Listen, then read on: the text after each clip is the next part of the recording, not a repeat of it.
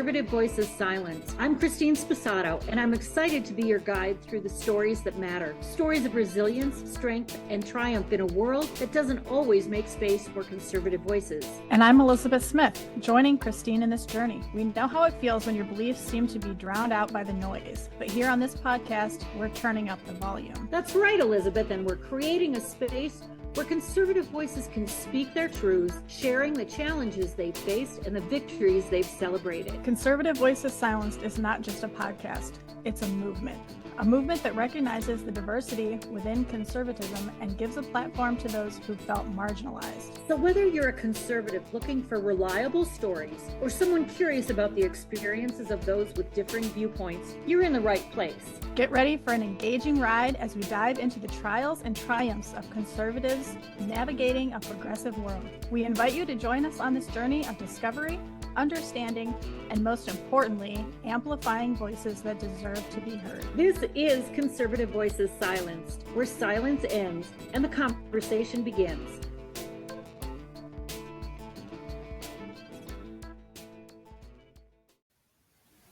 Hello. Hi, welcome everybody to Conservative Voices Silenced. We have a great show today. We are interviewing Stephanie Harbridge, and she's just inspiring and amazing. She has gotten very active and very involved. She's gotten some grassroots movements going on. She is very involved in voter integrity and what's going on with elections. She is involved with some other community things, patriot things and patriot movements, and she knows so much stuff. She does. The resources and the names of people and websites, she's just super inspiring. So we're going to bring Stephanie on in just a couple of minutes. So we can talk about what you had brought up, because this is the first time I'm hearing of it, and I'm kind of eager to know a little bit more about Tradwife, the new movement that's out. Yes. So I've been reading a couple of articles about it, and I saw a young woman, young to me, I don't know, she's middle-aged, I guess. Probably, I don't know. Anyway, who she and her husband have decided that they want traditional roles, and they want him to go out and make money and work, and she stays home. And the woman that I heard interviewed, they don't have children yet. And she's a homemaker, and they are both very satisfied and very happy with these traditional roles in their traditional household. And I found a couple of articles about this, and one of them, I'm not supportive of this because, women are saying, you're going to take us back to the Stone Age. Oh my gosh, we fought all this time. Said, in some circles, being a trad wife, short for traditional wife, also means being a fundamentalist Christian and accepting that women shouldn't work, shouldn't have the right to vote, and should fully submit to their husbands and their faith to live a happy life of homemaking. Now, I'm going to guess that, that's an extreme view. Like everything, there's a continuum. There probably are some couples and some families that would enjoy that extreme. My hunch is like it's, the bell curve, and there's a lot of people in the middle that don't subscribe to all of those extremes. But it's just really, really interesting that women want to be their husband's helpmate, that they work together to build a home, and they aren't two separate entities, but they really are working together. And another thing that this is what is regressed gender roles are being ushered in. My question is it regressed or is it progressed gender roles? Yeah. And were we did we regress when we were lumping everybody together and everybody's the same and we all have the same skills and abilities. As a stay-at-home mom, Elizabeth, what do you have to share about this? Oh, I absolutely think that the pushing women to think that they have to have a career, that they have to be successful is it's ridiculous, but it's not for everyone. I've been a stay-at-home mom for 10 years. I was a stay-at-home mom before we had kids because it took so long for us to have kids. And I don't regret it. I love my kids. I love that I'm the one that was there for them through everything. And it was the hardest thing I've ever done in my life. Like, I've been a customer service manager at Walmart, and being a stay-at-home mom was harder than that. Now that says it all. Yes. But I wouldn't change it for the world either. So, Right. and Right. like you said, the extreme of going even further is to say the woman's not going to vote. And that's, as we'll talk later. I voted for the first time in 2020, but that was because I didn't like the choices of who to vote for. So I said, Yeah. you give me someone worth voting for, and I will. Well, then we had 4 years of Trump. And so I'm like, our family has never been better after these 4 years. Right. I can still be home, stay-at-home mom. Now I'm drawing a line where how much more before I have to go back to work? Yeah. Because it's just not what it was before. So Yep. while I absolutely think more women should be able to say, and more men working together, because it shouldn't be, we're doing this. It should be what works best for you and the person you want to be with and the things that you are doing. It's what works best for you. It's not, your friends may have something completely different. Your parents had something different. Yeah. What works for you is what needs to be accepted nowadays. And if couples want to go back to that, even if she doesn't want to vote, don't vote. But it's just, if that's what Right. they want to do, they have the freedom to do that. That's why we're America. Yeah. And if you want to have a career and the man wants to stay home, more power to him, Yeah. And I've told my husband that before. I said, if I could go out and make as much as you do, I'd let you stay home with them for a while because I'm tired. Yeah. Yeah. Yeah. But yeah, but Right. I think it's great that so many want to go back, and it's regression, progression. It's what's best for you and your family. It shouldn't Right. necessarily have a label, but I like it.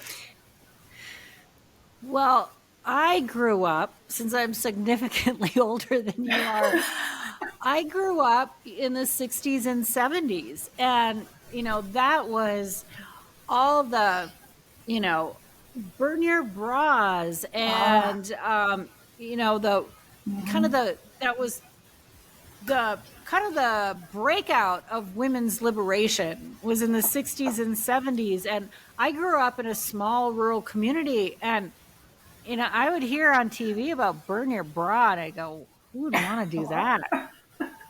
I wish I had a bra. Well, I shouldn't say it like that. I wish I needed a bra. I was a little kid, Right. and I was hearing all this stuff, and the Gloria Steinem, and all these like pioneers of the women's movement, and I really bought into it.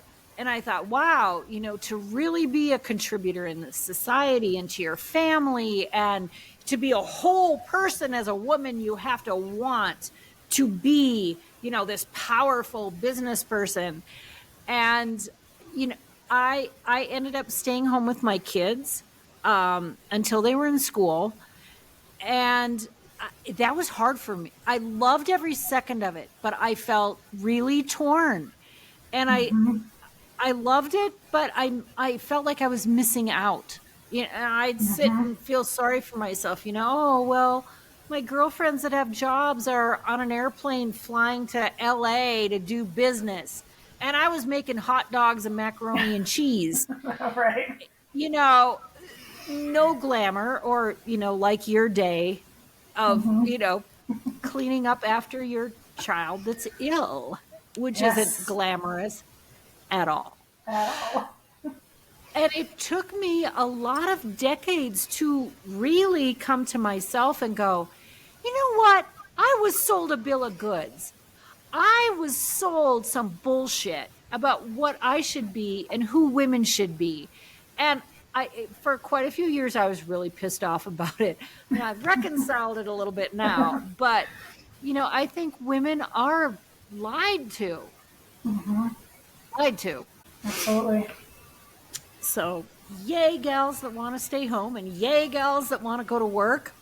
Exactly. You're all doing a great job. Keep doing whatever you're doing if it works. Yeah, we love America, but be true to yourself and don't apologize for being feminine, being a woman.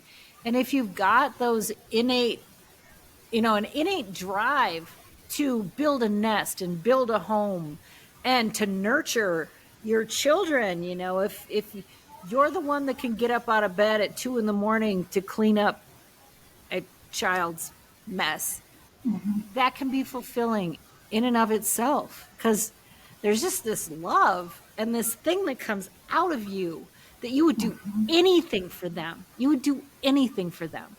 Yep. And what a gift. God gave us a gift to be able to do that. Yes. Yes. It's not always fun. No, it's but it is always glamorous. But there are days that they will, with my kids especially, they go and they're at school or they're out in public and they have manners and they're so sweet and so kind, and somebody goes out of their way to tell you that they're so sweet and they're so kind and to thank you for your children being that way. That makes up for every bad day, for every, dirty diaper up the back that you had to clean and, the throw up and all that. That makes that 100% worth it for me. Yeah. Yeah. That's great. Well, congratulations and thank you for what you do, making solid, fabulous citizens of this world, because we need more of them. Well, before we move on to Stephanie, I was thinking about Christmas. Oh, it's coming so soon. I know. It's here. It's here. That's pretty much. So, Elizabeth, what's your favorite Christmas tradition? Well, I have to say it's actually the Christmas Eve tradition that we do with our kids. We pack them in the car and we drive around and see the lights. There's somebody local in our county that does one of those Google maps, and everybody can send them their address that has done the lights and the lights of the music. They put it on here so that you can go on and see what's closest to you, and you can figure out a route to where you're driving by all the houses. So there's only been a couple years we haven't been able to do that. One year was 3 or 4 years ago. We got 4 feet of snow on Christmas, and then another foot the next day. So we couldn't go anywhere. Like our whole county was on a state of emergency, so we couldn't even leave our house. So we didn't get to go that. And then I think last year or the year before, it just snowed so hard Christmas Eve that we just couldn't risk it. But that's what we usually do, and it's really fun. We've done that since the kids were babies. So. Aww, that is so nice. That's lovely. What about yours? Favorite Christmas tradition? To be continued. I guess I don't have one if I can't even think of it. Like traditions, they should just, pop out. But I don't know. I think for me, I've moved around a lot. And one of the sacrifices, one of the things you give up when you have the freedom to make those kinds of choices is one of the things is traditions. And, I don't see my family of origin every year for Christmas. I don't even see my grown children every year at Christmas. We have a blended family. So I've got stepkids and my husband, and everything kind of turned into sort of a spaghetti bowl. And so I think that's been a sacrifice, and something that I've missed is that I don't have any established traditions from childhood or even as an adult. Okay, oyster stew. There we go. It's a Scandinavian tradition. And when I was a little kid, my grandmother made oyster stew every Christmas, and the joke from the adults was that each kid had to eat an oyster before they could open presents.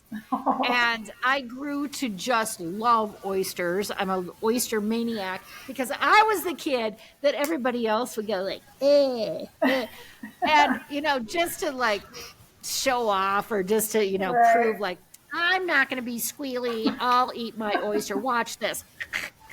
And I grew to love them, and I still make oyster stew every Christmas. Even if it's just my husband and I at home, we still have oysters. So there you go. That's my tradition. There you go. I like it. Yeah. All right. Okay. Well, I guess we are probably about ready for Stephanie. Sounds good. Okay. All right. Let's bring her on. Okay.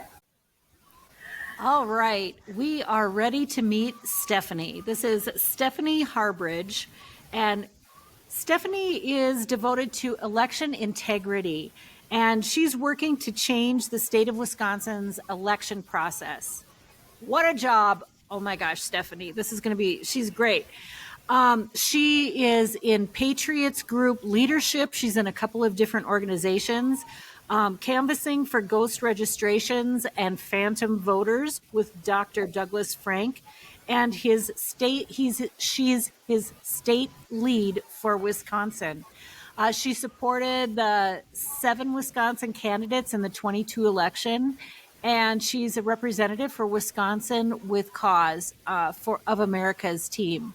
So she's very involved. She's got great experience, and also her husband is running for Wisconsin's 87th Assembly District.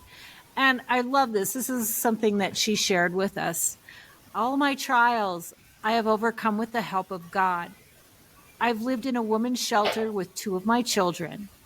I lost my first child pre-birth, and I was a military wife and a single mother. I believe that this has helped me to be empathetic to others' hardships and has made me a better EMT on the ambulance too. I think of all these struggles that helped shape me into the person I am today. I learned valuable lessons through the years. I've worked many different jobs, and at one time, I was a turkey farm manager and the second leading grower of turkeys in Minnesota.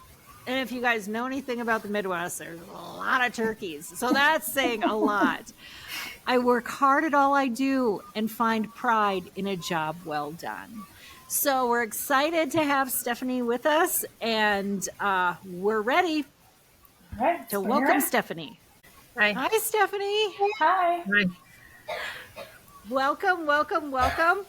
We're glad you're here with us. I was just reading your long list of accomplishments, and wow, it's really, really impressive. It's fabulous to have you on the Patriot team, or you leading the Patriot team. Yep, I'm trying anyway. We've got a lot of Patriot leaders in our state, so that's good. Sounds like it. It's fantastic. It is so impressive. It's great the things that you guys are doing. So just to start off, I've read a little bit about what you do. What's the number one thing that you're working on right now that you're really passionate about, devoted to, that's on your mind a lot? Working with Dr. Frank and Cause of America to educate all of the clerks and the sheriffs in regards to how horrible our voter rolls are. Because we have 7.2 million people on our voter rolls, and there's only about 3.4 million people that are eligible to vote in our state. So we have twice as many people on our voter rolls as people.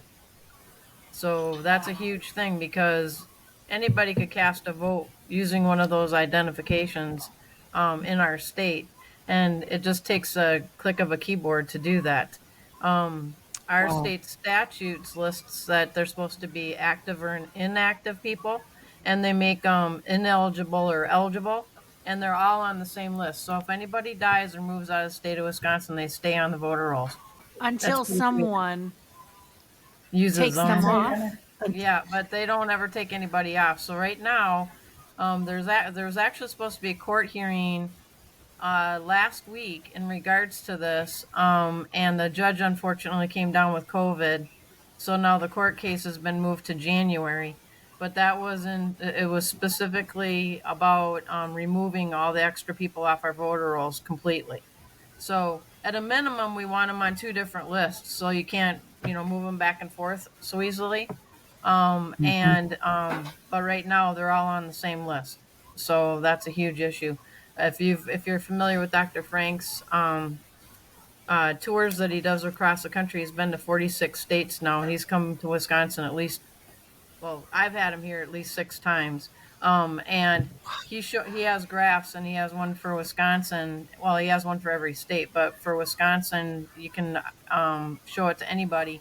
All 72 counties voter rolls move at the same increment, meaning that right before an election, all of the voter rolls are amped up to about 100%.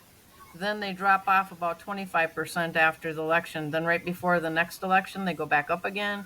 Right after the election, they go down. So you can tell that they're being centrally controlled. Wow. Wait, say that again. So, yeah, sorry. Because the way I'm interpreting that can't be true. I mean, Yeah, it that's is. shocking. It is shocking. So whenever I talk to clerks and sheriffs, and I go to different townships and so forth too, and explain things with our voter rolls to the clerks, and Yeah. they say, "Oh, well, we have control over our voter rolls." No, you don't. You get the voter rolls and your poll books from the state generally the Friday before the election, so they don't have time to go through these either. So, but when all 72 counties are moving at the exact same time, no matter what county it is and what the population it is, you can tell right away that they're all being centrally controlled, and that's with every state that Dr. Frank has done this analysis on. Wow. It blows your mind. Stephanie, I have a does. question. Sure. So I was a registered voter in Wisconsin decades ago. Yep. Would it be possible that I'm still on the voter rolls? You might be still on well, it depends on how long ago it was, if you're going to actually show up. But generally speaking, yes, you're going to show up as an inactive voter in the state of Wisconsin. I could actually look you up to see if you are. Wow. You could look up yourself to see if you are. You're probably still I on could look there up listed as an inactive person. More likely than not. What county did you live in? Polk or no. I'm trying to think of where's River Falls? St. Croix? No. I think maybe See, this was so long ago. Yeah, that was a long time ago. I'm not real good at that either. I just know where several of the counties are, but I don't know exactly where every town is in every county. But we've got about. I'll try looking it up myself. Yeah, I can give you a couple links on that. Okay. Yeah, cool. but if you go to voteref.com, it'll show up generally. And then the other one is myvotertool.com. Is another one you can look yourself up on, and it'll list you as inactive or active. And if you're inactive, it says whether or not it was like the 4-year period, or if it was a mailing that came back, or whatever situation it was, however they tried to find you. But it blows. Wow. Anybody that listens to Dr. Frank, they're just like, holy moly. They don't realize how horrible everything is. And Cause of America is doing the same thing. I don't know if you're familiar with them or Sean Smith, but on the Cause of America website, you can watch just short little clips about all the different things going on with our elections and the machines as well. You'll talk to any clerk or most clerks anyways, and they'll say, "Oh, our machines don't connect to the internet." Well, yeah, they do. They all have modems in them. Right. And as long as they're plugged into the wall, the motherboard is hot. So they can actually get into the machine, and the main screen doesn't come on, so you don't even know they're in the machine. Dr. Frank proved that across the country. See, we are having this conversation all the time in our county. And, we keep being assured of just what you're saying. that, there's no way that they're connected. They are. So you're And just the a other plethora thing of is they information, all have, Stephanie. pardon? I couldn't hear You're you, just a sorry. plethora of information. Oh, well, I just talked about it a lot, but I rely on a lot of really smart people to tell me what's going on, so I can remember. And I've been taught by some really good people. So, but the thing is too is like a lot of the clerks will say, "Oh, you have to have machines because of HAVA, which is the Help America Vote Act." That is not true. Yep. The Help America Vote Act says if you have machines, they have to be handicapped acceptable. Not you have to have machines. So there's lots of counties in the country that have never had machines. And then like for example, I was talking to one of our state representatives and I said, okay, because I worked on an ambulance for 17 years. I also worked in a nursing home and in ER. And once I retired, that's when I wound up in all this stuff. But I still work a full-time job too. But Woohoo! anyways, um, when I go into the nursing homes, that's some of the most vulnerable people we have in our country. And if we It needed to is. have machines for handicapped people, wouldn't you think you'd be bringing an iPad or something into the nursing home for them to vote on? No, they vote on paper ballots, and they have special voting deputies that are supposed to assist them. Well, in 2020, because of COVID, those special voting deputies went away. So they actually sent twice as many ballots to the nursing homes as they needed to have for the people that were able to vote. Wow. So, in Wisconsin, almost 100% of all of the nursing home residents voted in the 2020 election, and Sheriff Schmaling, Sheriff Schmaling, actually wanted to press charges against the people, but the courts said that they had to be filed in their own community, where the people lived. As far as the people that started sending out all these ballots, and because of that. I don't know whatever happened with the case, but we were hoping that something was going to happen, but it never did. So that kind of wound up dead in the water, just like anything else. We've got all this evidence, but nobody's willing to hear it. Um, we have a guy in our state named Peter Bernegger, and he's got a lot of cases against the WEC, the state of Wisconsin, Megan Wolf, and several other people. Um, and he's won several court cases as well, but I don't know what anything, if anything, changed because of them. He's winning the court cases, but like I said, there's no changes being made in our state to fix any of this stuff. That's the thing I think that frustrates most people is the fact that nothing's getting changed, and it has to. The Yep. only way, literally, quite literally, if we don't get 2024 right and stop all the fraud that's going on, we'll never have a legitimate government again in this country. And that's what That's I right. believe. That's what a Yeah. whole bunch of people believe. That's Our right. country will be gone forever. And I talk about it That's being a right. slippery slope. We're already over the cliff. It's how soft the landing is Yeah. where we're at right now.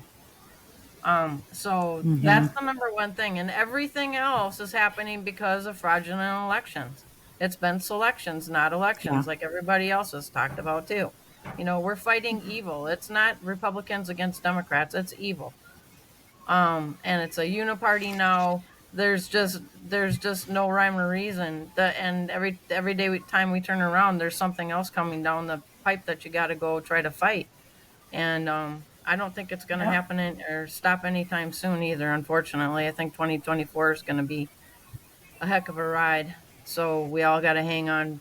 But we've got a Yes. lot of patriots groups here in Wisconsin, and I know they're across the country too, that are trying to fight for we the people and get our government back. And Dr. Frank even talks about how he was going around the country talking to the powers that be in all the states, and then he realized, no, need to be working with the grassroots people. We need to take our country back one municipality at a time. And so that's what we're doing. Yeah. So we're educating. When we're doing our canvassing, we're educating the people. We knock on the door. We're educating the clerks. We're educating the sheriffs. We're letting. I'm going to be doing a report when we're all done with our canvassing effort. No matter how many counties we get done, we've got 72 counties, and we've got people working in about 40 of them, somewhere around there. Mid 30s. And so even if we don't get all of the counties canvassed, we're going to have enough details to be able to get a good report going. and to be able to show to people exactly how messed up everything is.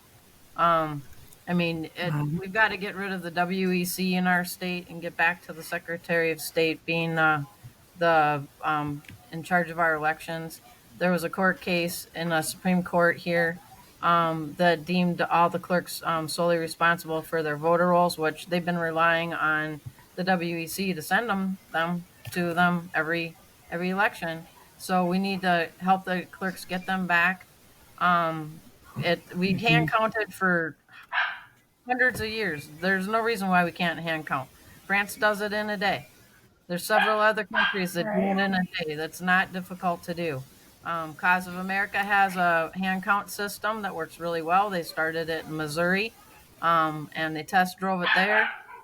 So we've got lots of help. We've got lots of people that are educating themselves and learning how to do things all over again.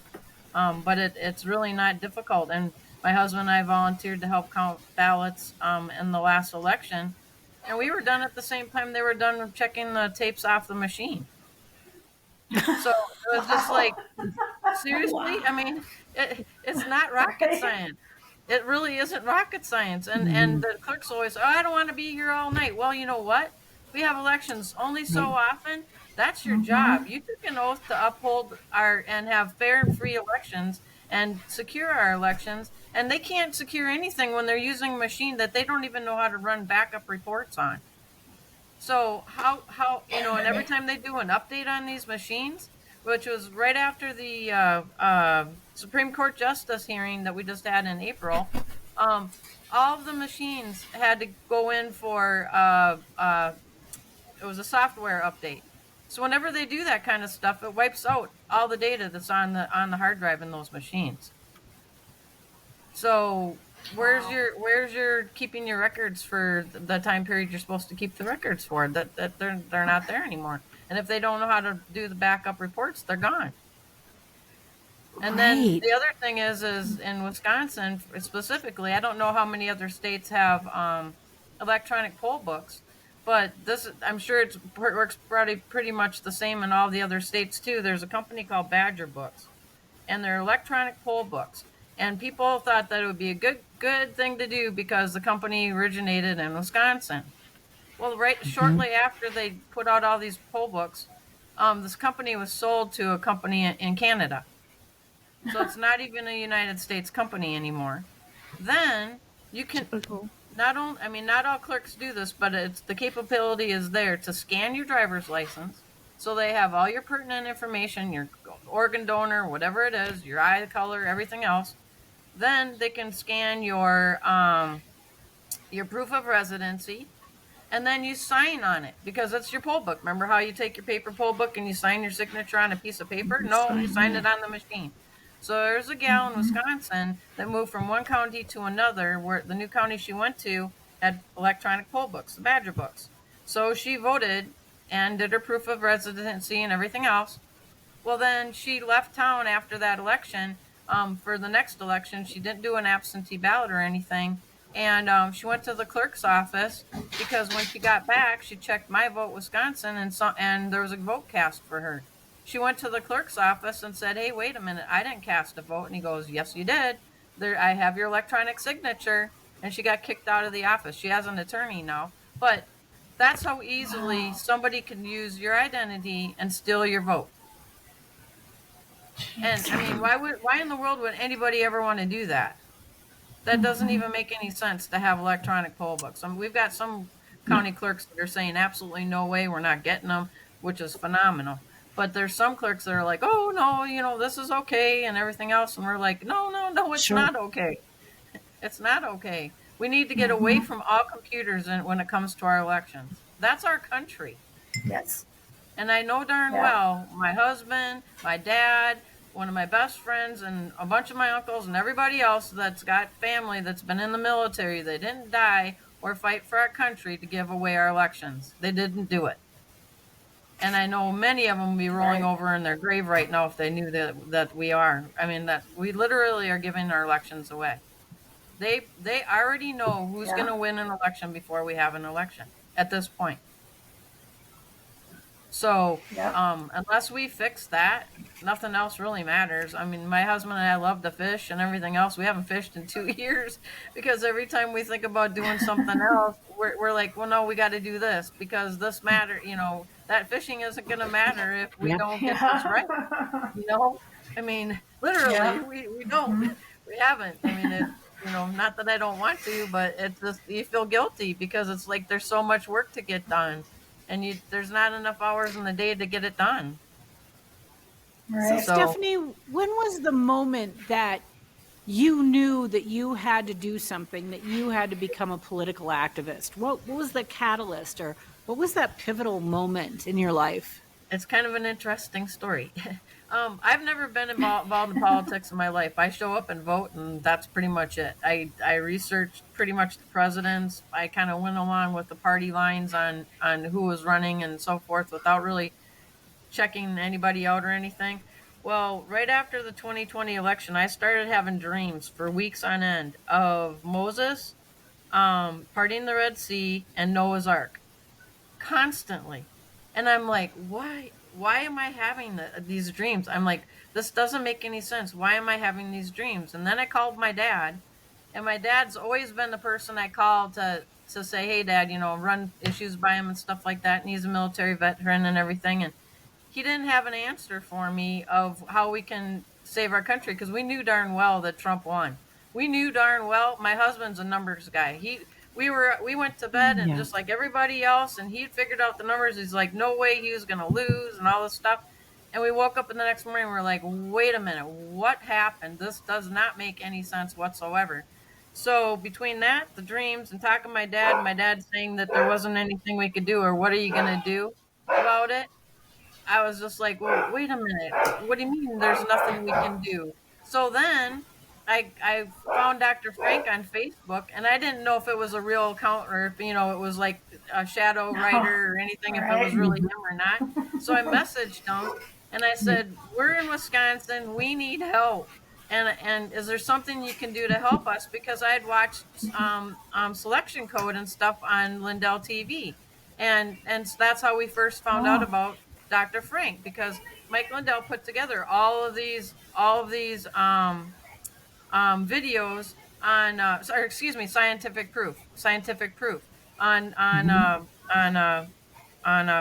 Lindell TV. And so we'd watch scientific proof, and we're like watching all the how all these countries were going in and changing the votes and adding votes and doing all this stuff, and we're like, holy cow.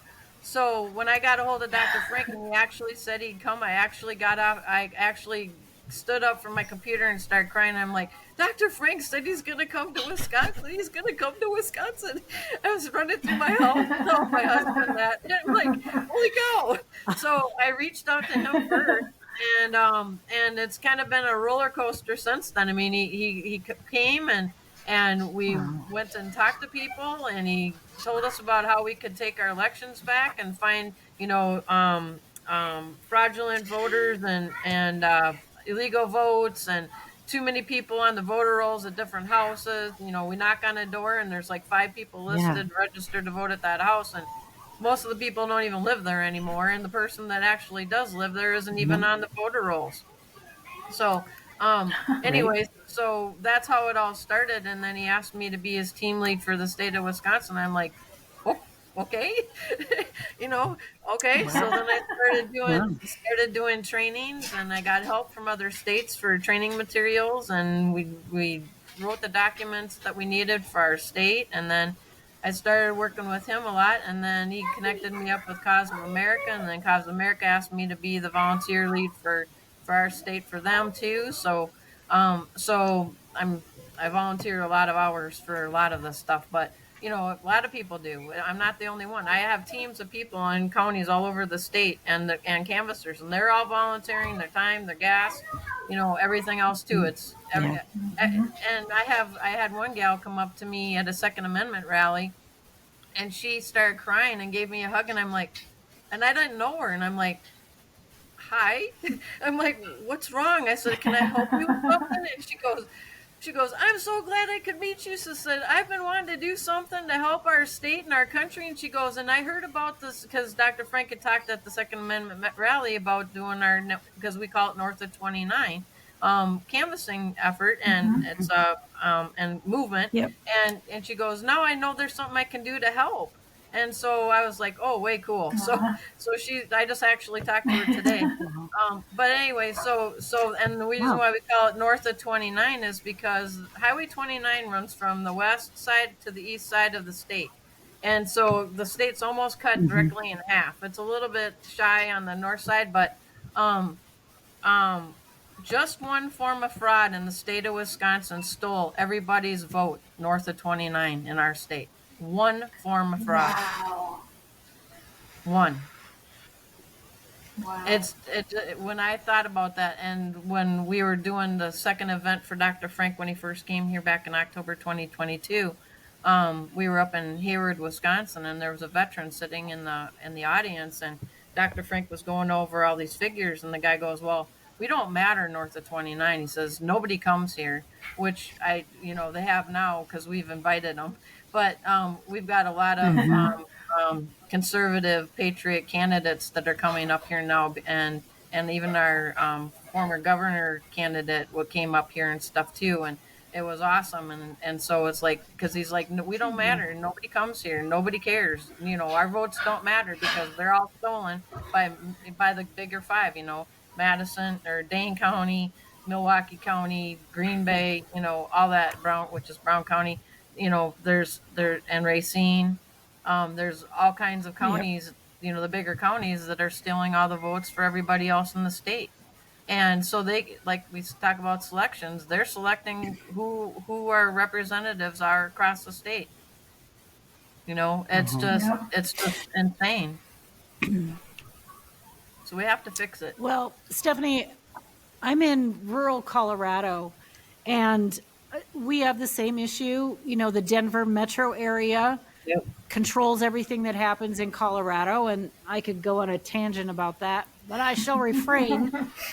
But, also what we find is that out here, only, like I just heard this last night at a meeting, 50% of the registered Republican voters, and Democrats, 50% of the voters did not even vote in the last election.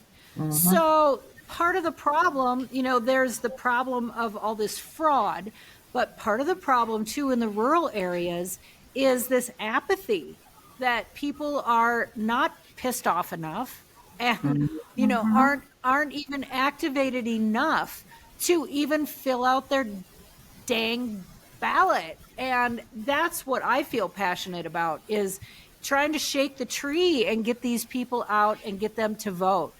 Yep. I think that's a lot of why we're knocking on the doors too, because we're talking to people about voting. We're talking to people because people are just mad. They feel like if they vote, it's not going to matter anyway, right? Especially since 2020. Absolutely. So we've got to let people know that I do believe we can outvote the fraud if we do it one day, paper ballot, hand counted. I really do. I think that's what happened in 2016. There was enough people that showed up to vote. I think they couldn't make up the numbers fast enough. The nefarious people I'm talking about, they couldn't make up the numbers fast enough. So I really think that knocking on these doors and talking to people, we're educating them, we're giving them hope back. Even Democrats, when we knock on the door, they're thanking us for being there, because they didn't know how screwed up it was, and they really want their votes to count, no matter who they vote for. I tell people all the time, I don't care if you want to vote for Pinocchio, your vote should count. I really don't care. I really truly don't care who you vote for. I want your vote to count. End of story. And I'm sure you guys are familiar with Tina Peters. I've met her, and she's just, oh my Lord, she's a beautiful person. She's my neighbor. Oh, is she? Not really? Literally, but Grand Junction is just down the road. So there you go. I read about her in our local paper all the time. She's a phenomenal person, and the things that the state of Colorado and the FBI and everybody has done to her is criminal, criminal. Um, Unbelievable. it is unbelievable. And Selection Code, I believe, is the movie. Unbelievable. That's why I mentioned that. That was the movie that she was in, and it talks about her story. I'm pretty sure that's the one. I've watched so many, I get them all mixed up. Um, but when they Yep. FBI came and took her Right. son's boxes and started just tearing through all of his belongings, I every time I watch it, I cry. It just tears my heart out. I just can't believe they Well, did that. and Stephanie, when I first moved out into this area on the western slope of Colorado, Hmm. I wasn't political at all. And so I'm reading the local paper and I'm reading her story. And the way that it was portrayed in these local papers, I thought she was a kook. I'm reading these the way that it was reported, and I thought, yeah, she just sounds like a nut. I guess she shouldn't be in charge of anything. And the more I was educated and the more involved I became, now I understand really what happened, and Right. it really is unbelievable. But that's what, the everyday people who aren't involved in politics and aren't keeping up with what's going on, who aren't looking behind the curtain to see, what's being manipulated and who's being indoctrinated, that's what they think. They believe what's on the front page of the newspaper. Yep. That's Yep. why we watch Real America's Voice. We listen to Lindell TV. We go on Frank's Speech and Frank's Social. I have Frank's Social page. It's Cause of America, Wisconsin. So I post everything that I can possibly post about our state and our elections on there, and it won't get censored. So that's the only places we get our news Yeah. from, Oh. other than podcasts by specific people. Joel Altman, and I look at Cause America stuff all the That's time, and there's just a lot of people. Dave Clements, he's another one. So Dr. Frank's stuff, I mean, there's a plethora of people that we pay attention to. We haven't watched mainstream media or a football game. I can't even tell you how long, at least since before the yeah. 2020 election. As soon as the football players started kneeling, we shut off all the football. My husband packed all of his Packer gear away. We won't watch a Yeah. game. Yeah. Period. Yep. They're dirt. I just Okay. in Missouri put out for a hand count system, and Cause of America's using that system. It's relatively easy. It does a tally. Instead of hash marks, it has a sheet that goes along with the particular election where it has 1 through 50 in each column for each candidate. Ballots, or the votes for that particular person in the column, you dot out like a 1, a 2, a 3, a 4, a 5, so you know exactly how many numbers or how many ballots you've counted with votes for that person, and it works out really slick. I know with the hash marks that a lot of people are using right now, it's easy to forget if you put one down or not when you've been doing a whole bunch, and then you Yeah. group them in fives and all that kind of stuff. This, you're actually blocking out the number. So, and once you hit the bottom of the page for one of the candidates, whoever makes the bottom of the page first, you start over with the next page. So it sounds a little bit more difficult than I'm explaining, but it's really not. It's pretty easy. I went through like 30 ballots in a minute or two. It was pretty quick. Wow. So we did a lot of test runs on it when we had the summit down in Missouri. Um, over in August. So that was really awesome. The Crime Bureau summit down there that Mike Lindell put on. So a lot of the Patriots groups and different influencers in the states joined him for that. Different ways to count ballots. Plus, they also went over the device that he's got that can monitor elections and see if machines actually go online during the election, and they've got a lot of data from the elections that we had first this year. So they got quite a remarkable amount of data out of that. So that was pretty neat. Anyways, so we're gonna keep on going with them, and they're gonna be available for people to purchase here eventually too. So that'll be really good. And then people can take them to their polling places. You can get the information just even standing outside. So Wow. that's a pretty good system. It's a device that can actually tell what that can differentiate between a cell phone signal, uh, a network signal, all different kinds of signals, and most of the machines have cell phone modems in them. Generally, all of them. But so it'll be able to tell when it logs on to the internet and when it's not on the internet. So that'd be pretty great. So. Yeah. Wow. And that's That what we're trying to get sounds every state to do is hand count ballots. There's many counties in the country that have never had machines, and a lot of people don't realize that.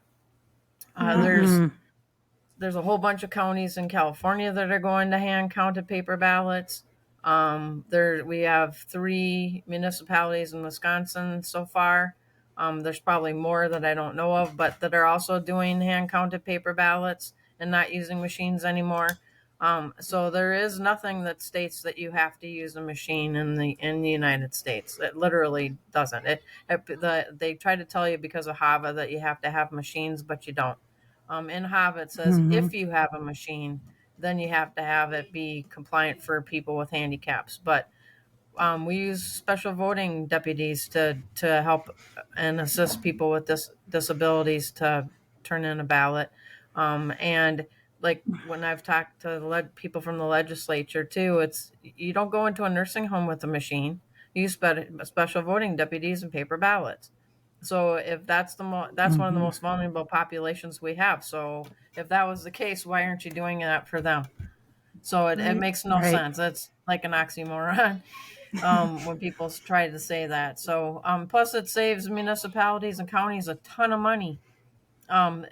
Using machines is 10 times more expensive than using people and hand counted paper ballots. 10 times. Think of all the things you could do for your municipality with that money. Patching holes in roads that everybody complains about. I mean, there's a whole bunch of stuff that you can use that money for versus using a machine that's going to steal your vote. So That's true. There's a lot. And there's so many ways the machines are stealing them too. It's not just transmitting real-time results to a third party, but they can flip votes, which doesn't happen as often as it used to, but they are perfectly capable of doing that. And then you have like the Badger books or the electronic polling books, and those are complete mess. They have the possibility of scanning your driver's license. Some actually don't scan them, but a lot of them do. So then it has all of your personal identifiable information like your eye color, your height, your weight, and all that stuff that they're not supposed to have. And then it scans your proof of residency, which that would give somebody cause to use your name for an election. And then when you sign on it, it's got your electronic signature.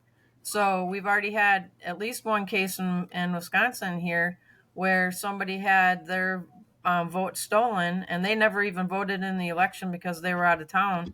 But when they got back to town, they checked, and sure enough, somebody cast a vote in her name, and she went to the clerk to complain about it, and the clerk kicked her out of the office because they had all the information. How is she going to prove that it's not her signature? It's her signature, right? So how easy is that to steal your vote?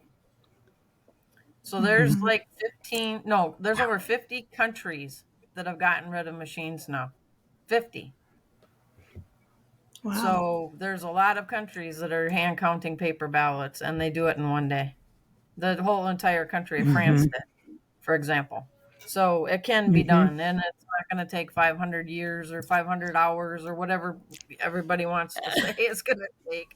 It doesn't. It really doesn't. My husband and I, he dealt with the machine here in our municipality, and I hand counted with another person, and we got done at the exact same time because they went through the whole tape, from the machine. We literally got done at the exact same time. So wow. You can't convince me machines are the way to go for any stretch of the imagination. Besides the fact all the components are made in China, so we've got another country that wants to see nothing but us defeated, and their design, their components are in our machines, which is, I believe, actually against federal law. So why they've ever, and people say that they've been certified. They have not been certified. The only machines that were ever certified was the initial prototype that went to the testing lab. That's it. All the other ones have been sent to all the states and the municipalities without being tested. So Wow. Wow. I'm definitely for paper, and use a blue ballpoint pen, because when you do an audit, you can tell which ones are the real ballots, because the machines print in black ink. Oh. So that's all, when you do That's good to know.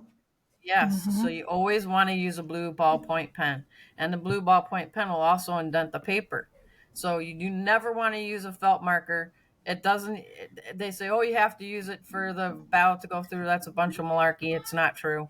Um, it's just easier to fake a ballot that way. And did you know that there was hundreds of thousands, if not millions, of ballots printed by China that were put into our election systems? They weren't even No. printed. That's new information that just came out recently. Wow. So Wow. yeah, so it's a That's a mess. lot. It is a lot, So and they're doing everything.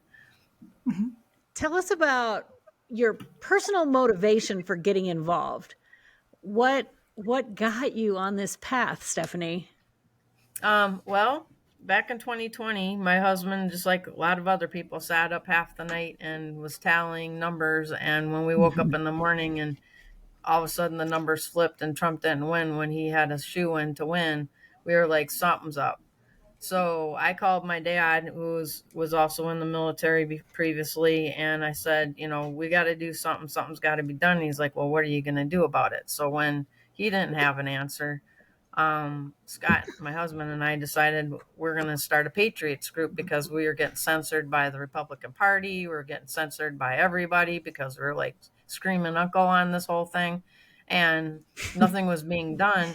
So fortunately, our pastor wanted to start a Patriots group, but he didn't have the time. So that's what we did. So we got people involved in the elections. We got signatures for conservative candidates. We helped 7 different elections that fall. We got started looking into all the election integrity stuff. We watched scientific proof that Mike Lindell put out with Dr. Douglas Frank, where they explained how the overall results are being sent to other countries and then coming back again. And so everything was being tapped through the machines. And once we saw that, it was just, I guess, a rabbit hole. We just kept on going. And so now I'm the state lead for Cause of America for Wisconsin as a volunteer.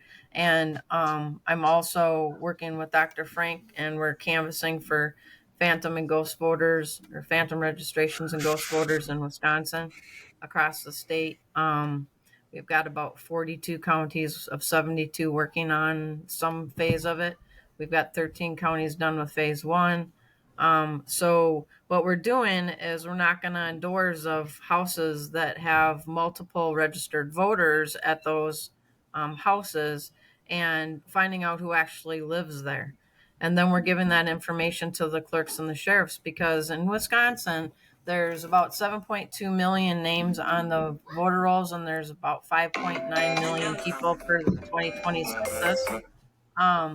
And so we've got only 4.6 million that are legal registered voters that are 18 years and older, eligible. And we've only got 3.5 million that are registered. So it leaves about 3.7 million extra names on our voter rolls, because whenever somebody dies or moves in Wisconsin, they're never removed off the voter rolls. And we're fighting that big time. There's a court case in Wisconsin that was supposed to be a couple weeks ago, but unfortunately the judge came down with COVID. So the hearing's going to be, I believe, on January 5th. where they're going to review the 3.7 extra million names on our voter rolls to see about getting them removed. Because it just, you can switch them back and forth from active to inactive with a keystroke.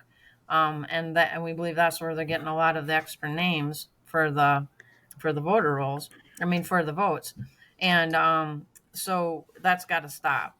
At a minimum, they should be on two different lists and one be archived so that people can't pull them from the voter rolls and use them. We've got people that have gotten people's absentee ballots that they didn't order. As a matter of fact, Janelle Brenchen, she's in our assembly. Somebody sent her three ballots to her house, and they're for military members. And she didn't order them. And they were, I believe, made up names, as a matter of fact. But she got three absentee ballots. We have a gal that lives in Oklahoma that wound up with three absentee ballot applications, and she's never lived in Wisconsin. There's another lady that has her first and last name, but not the same middle name, that lives in Wisconsin. But this lady never lived in Wisconsin, doesn't know who sent her the ballots or ballot applications, excuse me, not the ballots, but the ballot applications. And she's sent us copies of those as well. So there's lots of things that are messed up from every angle you can possibly believe. Like Clairwood Avo got 120,000 absentee ballots in Milwaukee that she didn't send out. And then she called in the clerks to have them come and backdate absentee ballot requests so that she wouldn't fail her audit, so they would match. That one form of fraud stole all of the ballots, all the votes from the north of 29, which is Highway 29 that goes from one end of the state to the other. Everybody north of Highway 29's votes were stolen just in that one election, just in that, because of that one type of fraud. So that's what Dr. Frank figured out, and so that's why we're canvassing, because we really want to let it's like a movement. And he talks about that when we go and knock on the door, and it's not everybody's doors. It's just particular houses that have multiple people registered at the same address, potentially all different last names, people that are registered to vote before they were born. Just a multitude of things, and that there's over 100 different criteria of a reason why we're knocking on somebody's door, potentially. So when we go, and then we're showing the people that live at those houses, hey, you got all these extra people registered to vote from your house. Do you know who these people are? And most of the time, if it's a house, it's somebody that used to own the house before they did. So it's just absolutely crazy, and and that's the epitome of our country.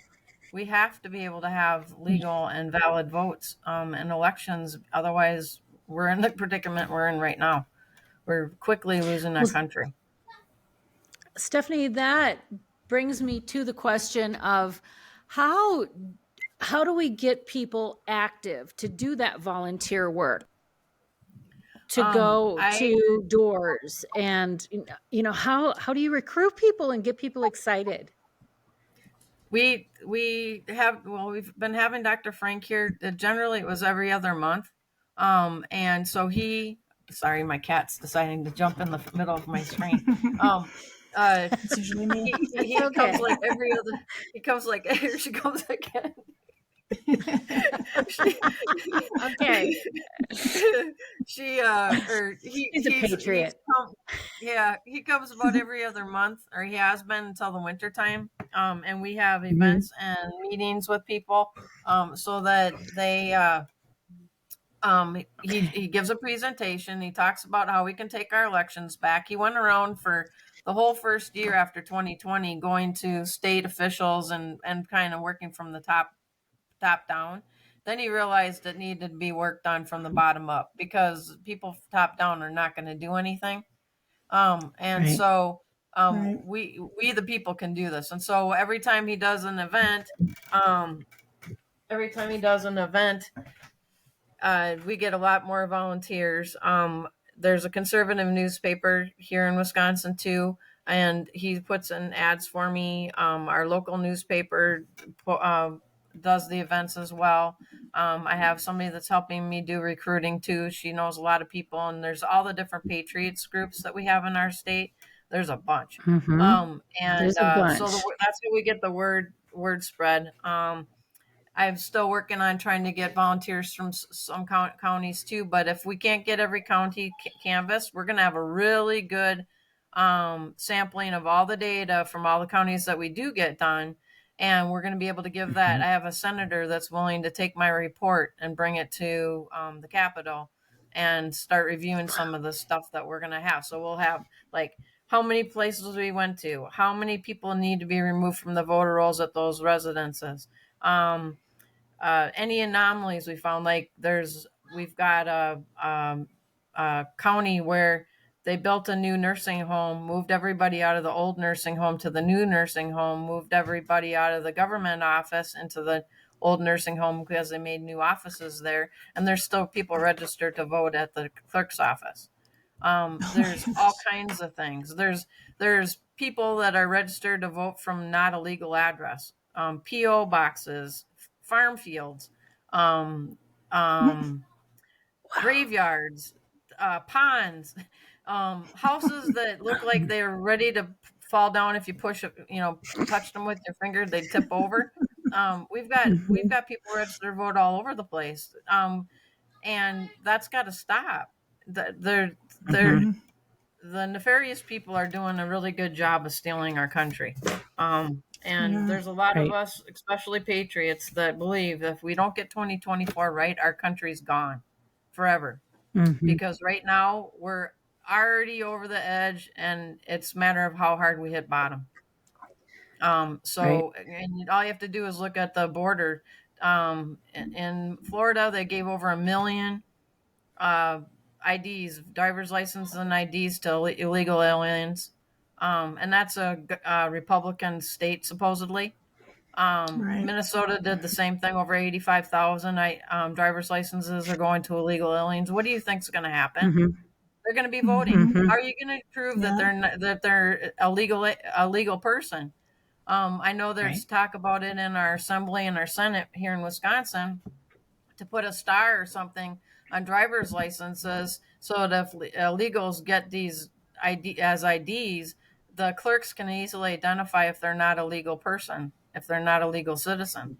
So, we've got it's over 8 million illegal aliens that came over the border. That doesn't include the people from the resettlement efforts from these NGOs, non-government organizations. They're getting $2,500 to $2,700 a head, and that's human trafficking. I don't care who it is. I don't care that it's the Catholic Charities. I don't care that it's Lutheran Social Services. They're trafficking people for profit.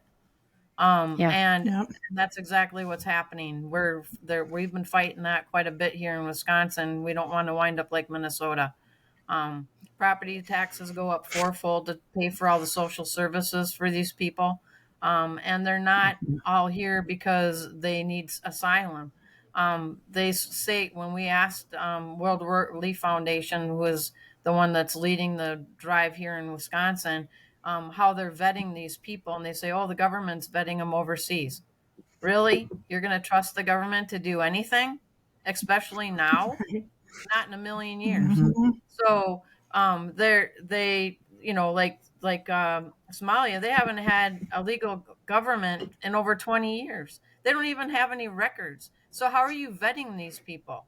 What, on their good word? And then to find out, Marjorie Taylor Greene put that out the other day, that the Biden administration actually has an app where they're recruiting military-aged men to come to the United States. And the majority of the people that are coming across our borders illegally are military-aged men. It's the great replacement. They're trying to replace legal citizens with non-legal citizens. They're even talking about putting them in our military and making them and giving them their citizenship for joining our military.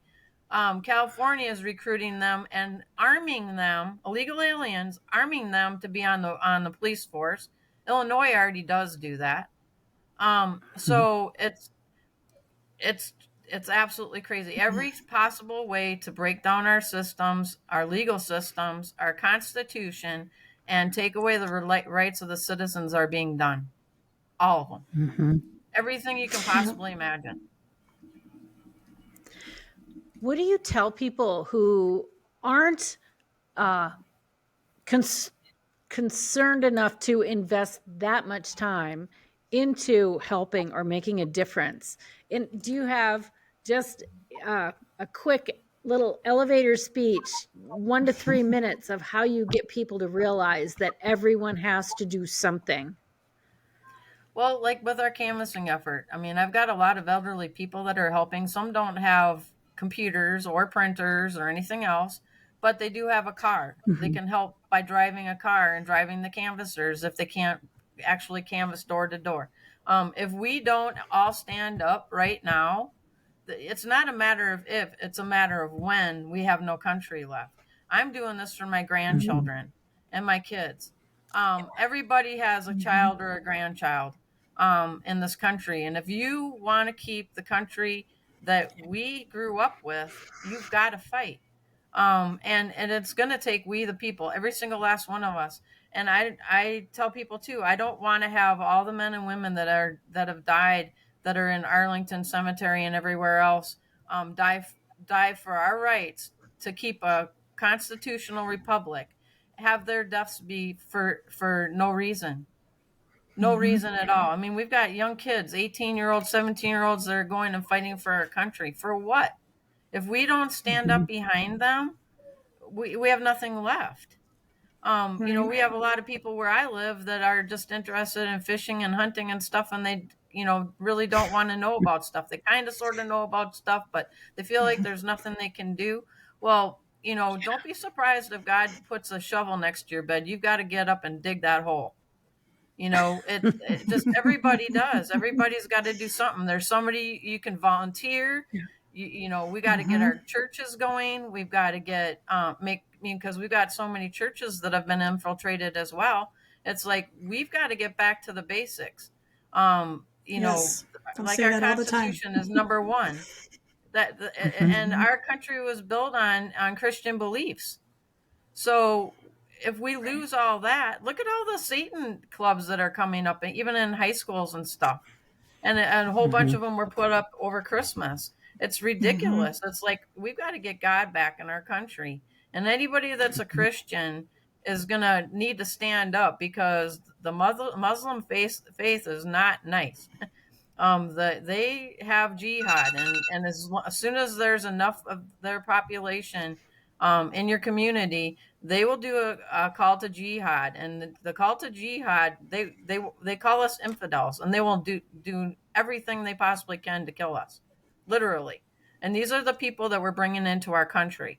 Somebody that's willing to become a Christian and follow our Constitution and our laws is one thing. But these World Relief Foundation and all the other NGOs, they're not allowed to assimilate these people. They have to just integrate them. They're not allowed to proselytize to them. They can't talk about Jesus at all. It's actually in their handbook. So they claim to be a Christian organization and helping people, and this is what Jesus would want us to do, but they're not. One of my friends who was overseas, and it was a Jewish gentleman and a Christian at lunch, and a Muslim guy waited on him. He was the waiter. And this is a true story. And he says, well, how do you feel about serving us? And he goes, I have no problem with it. But he said, as soon as there's a call to jihad, I'm going to chop off your head and be happy about it. That's what they're supposed to do. That's in their religion. And it's just really scary stuff. And I certainly don't want to have my children, my grandchildren, or my children having to grow up with that fear. All of Europe, they've had so many illegals come over their borders too, that the incidences of rape and everything else have gone up tenfold. And how do you stop it? You can't. So that, you just can start talking about different things and see where the person's at. Most of the time, Christians, when you start talking to them about this stuff, you just tell them, this is their beliefs. I've got short little snippets of different documents that I've read and that I share with people, and just, a couple sentences here and there to tell them what's going on, and do your own research. You can look up any of what I'm talking about. Like I said, go to Frank's speech, go to Frank's social. On Frank's social, there's page for every state in the country, and they're manned by volunteers like me. And we share everything that has anything to do with election integrity and so forth with our state, also the border, because that's huge. And there's all kinds of different people on Rumble. Dr. Frank has his own Rumble channel. Follow the data with Dr. Frank. Um, um, Joe Altman's got a page. Conservatives. There's just Real America's Voice is a news channel that tells the truth. It's way better than CNN or Fox TV or any of the other. So there's a lot of resources out there. Just sometimes people don't know about them. So I just tell them, tune into Real America's Voice. You watch something on there, you don't understand what it is, or you need more information, call me. You can do your own research all over the place. It just depends on how much you care and how much time you have. I work a full-time job and I do this nights and weekends. So a lot of people do the same thing as me. I'm not the only one. It's a big, huge team of people that are trying to get the truth out there. It's like we always talk about having 10 hats, but I tell you what, it used to be like a year or two before the truth would come out. Now it's like a week, a couple of months maybe. And it's like, okay, so remember when I was telling you about this? Yeah, that's true, isn't it? There it is. Yeah. You go to, now they're talking about a new strain of COVID and they're talking about bringing masks back. I refuse. I will not. Nobody I know will either. They're proven not to work. The same thing with the tests. So the only way you wind up with COVID is if you get tested. That's my belief. Anyways, I know it's a real thing, but the tests are over 90% and they're not even made for COVID. So it's a waste of time. I actually made a post yesterday about that and pinned it to my page on Facebook saying, stop testing for it. It's ridiculous now. Well, they're also made in China. Exactly. And now and now a whole bunch more proofs coming out because they're starting to test them and they're finding all the contaminants that are on those swabs. It's bad news. It's a lot of bad news. Besides the fact that China winds up with your DNA. So you don't really want that either. That's how they're designing these infections, is because they got our DNA they target. So they didn't wipe us out with COVID. They're going to wipe us out with illegal aliens. So, and that's the other thing with the NGOs. They only help them for 90 days. After 90 days, they're on your tax rolls. They have it. You have the hospitals, the police department, schools. Everybody has to have translators. You have to have a male one for males, a female for females. There's over 100 hospitals that closed on the southern border because the illegal aliens tapped the system and they don't have any money left. They went bankrupt. So it's just hard to believe. Absolutely crazy. And if you follow Ron Bransner, he's from Minnesota. So he's been at the border. He's been all over the place. He's been traveling with Sheriff Mack as well, explaining people's rights and what's going on and how to protect yourselves. And people really need to be aware of their surroundings now. Absolutely. Elderly people are getting attacked. People's cars are getting stolen. People are getting raped. There's 3 children in Minnesota in 1 week that got raped. Gang raped by illegals. And that's another part of their religion. They have jihad by the womb. Well, what that means is they rape you and then you get pregnant and then that's one of their children. And especially indigenous people, if they're not careful on these reservations and they come there, their goal is to take their land. And they can do that with a massive amount of population. And if they start impregnating the indigenous women or children even, because they do that as well, the Muslim faith is not a friendly faith. It's very destructive. And so there's lots of things you can read about that as well. And so they're going to try to take over our country the best they can. Wow.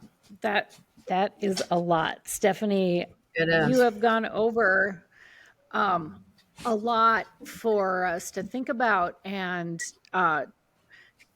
mull over and trying to figure out ways that we can get involved and get activated.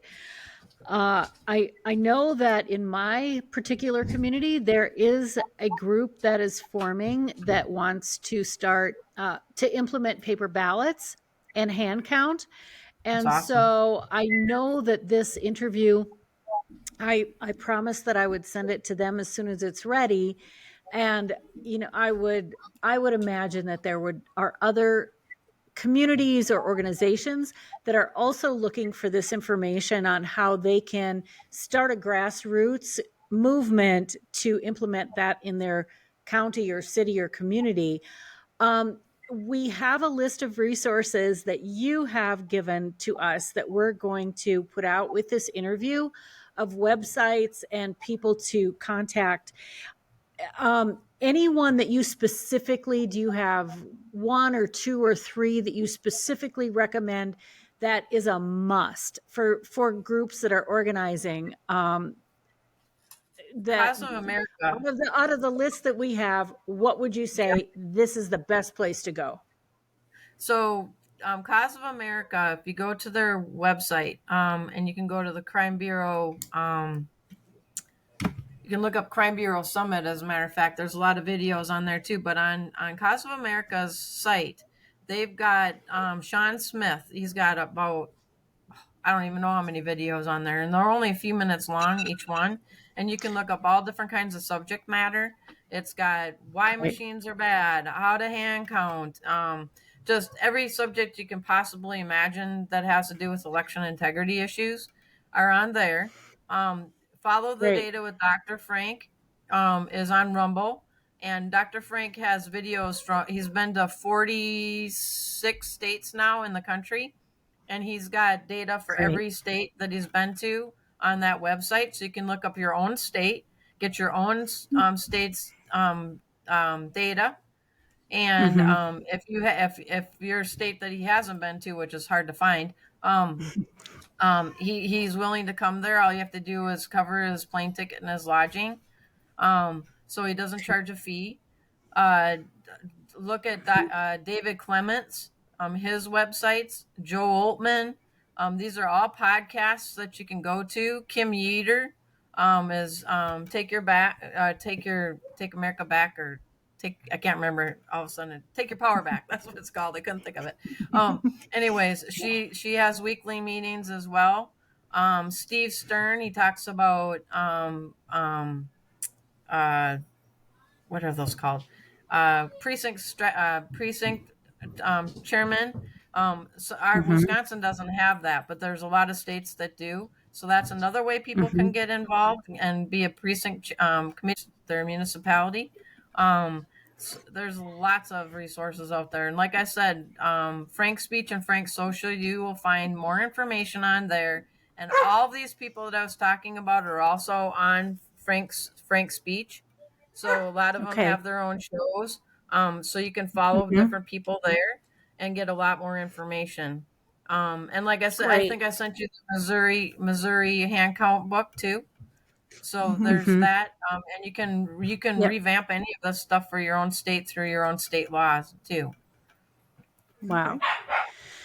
We'll have all of those posted that you sent to us. Well, we thank you so much, Stephanie, for being on and for coming back on and finishing up with us. And, you're doing such great work. I have so much respect for each individual out there who is doing what they can do in our community. I just spent the last couple of days with my 2-year-old granddaughter.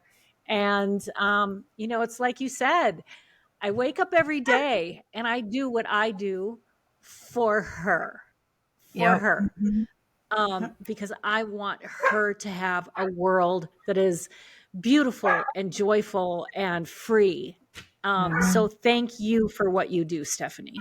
Yep, no problem. And my husband's running for 87th Assembly District. He's going to run against an establishment guy in our assembly, and we're trying to recruit a bunch from our Patriots groups and so forth to run against the establishment candidates because Great. we've got a clean house, big time.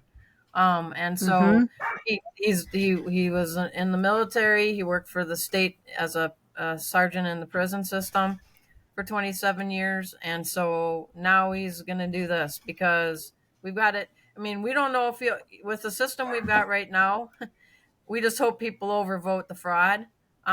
So everybody's that's running wants to be able to win, of course, right? But we know that the gig is up. It's been selections and not elections for a long time, so that's why we're working really hard on this too. Mm-hmm. Because if every state doesn't adopt something, and keeps doing things the same way, expecting a different outcome, which is the definition of insanity, nothing's going to ever Yep. change, and we've got to take our country back. And we can Yep. do it one municipality at a time. I really do believe we can. So Yep. don't give up. Step up. Yeah. Thank you. You're welcome. No problem. Thanks for having me. Oh, thank you so Again. much for being here. Yes. All right. Yeah. Yay. All right. Take care, Stephanie. Thank you so much. You too, you guys. Have a good All New right, Year's. Thank you. Thank you. You too. Thank you. You as well. All right. That was fantastic. Yes, Stephanie was great. Yes, she's amazing. She's got so much, and I think I've got a lot in my brain, but she just coming out with all the information and the names. I am so bad with names. I know. That was amazing. That was really impressive.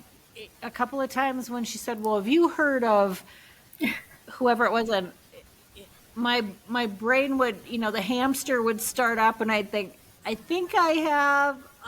Let me think about that for a second. I think so. And she just is so on, and so many resources. She just had so many resources. It was amazing.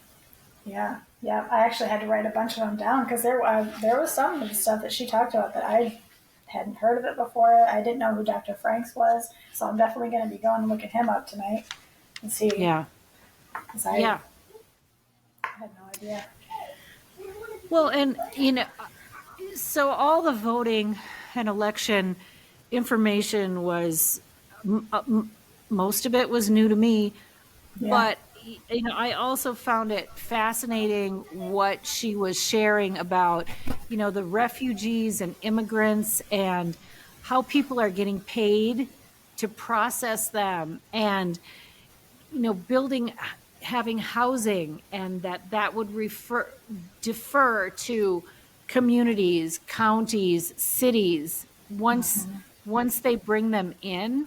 I could have talked about that for an hour because I just have so many questions about that, and I thought what she was sharing was so interesting, that the people there, the patriots, are getting together, asking questions, and are fighting back. Yeah, I hope they keep going on it because that's just, and I wrote down notes for that too because, like she said, how is that not, like, you're getting paid for people? That's, I learn things every day. I know, on just so many levels, and I really liked her messages of hope. Yes. That we're not giving up. We're going to fight. We're going to organize. We're going to do what we can. And what I was left with, the impression with the elections, is it sounds like it's such an overwhelming problem. Like, oh my gosh, what are we going to do? How are we ever going to fix this? And she really boiled it down to me to pretty simple terms. Start with your community. Start with your county. It doesn't take any more time to count ballots than it does to process the computer voting. And I think we just get really revved up in the hype and the debate. And I thought her approach was really inspiring for communities. Like, get your people together, start meeting for coffee, go talk to your election officials in your county. Just start small, but start. To start. Yep. She had mentioned the Badger books, and I believe that our county used that this last election, and we had never used it before. When you go and usually your name is on the notepad, and then you sign that, Well, when I went in this last time to vote, it was on a tablet and you had to sign your name that way. And I didn't know what that was, but that must be what it is. So I'm going to definitely dive into that because elections are coming. It feels like they're always here. I know. Yeah, we have a group in our county that is organizing, and they're going to start taking action moving forward. And I talked to one of the organizers last night, and I said, as a matter of fact, we're recording a podcast tomorrow with someone that's already doing this in Wisconsin. So I'm really excited to pass on this information, and I hope that our listeners also are taking notes and can look up all these resources, because if everyone can connect to a group or start a group, we can make a difference. We can. Yep. It just takes one person to start. That's what every single one of these things. One person said, I've had enough. I'm doing something. And then that just another person. So get out there and do something, please. I know. We have to. Well, I can talk about my having enough. I wrote my book, Student Voices Silenced, and it talks about what's going on in higher education, the indoctrination of our students, and also the bias against and rejection of our traditional and conservative students on campus. I've released a mobile app, and now I'm redeveloping it. So it's out there on the Apple store. You can get the first version, but it's going to be better already. And it's just really to support conservative and traditional college students. It's a resource that they can have in their hand, and they can just look up, I have a question about, I don't know what to say. My professor is spouting off about whatever, and I'm going to look up how I can respond to this. And it's going to be a great resource, kind of like a little encyclopedia in the palm of their hand. There you go. And that's called the RISE app, right? I don't know if you mentioned that. Yeah, it's called Rise Conservative Student. So that is what I have shaken. Fantastic. Yeah. I'm just still trying with Mount Liberty and not doing the election. Maybe next election I will work the polls. I've never done that before. I find it very interesting. So I think that might be my next step. We have wonderful local representatives. They're, I'm not going to say the names because I cannot remember them right now, but they are absolutely fantastic. And I hope that we can get people involved that will be able to continue doing what they're doing, because they are everywhere all the time. And they are fantastic people. So please get involved. Yes. Okay. All right. Okay, I think that's all we have for today. So thanks everybody for being here with us. Thank you so much. All right. Tune in next time. It's going to be great. Have a good one.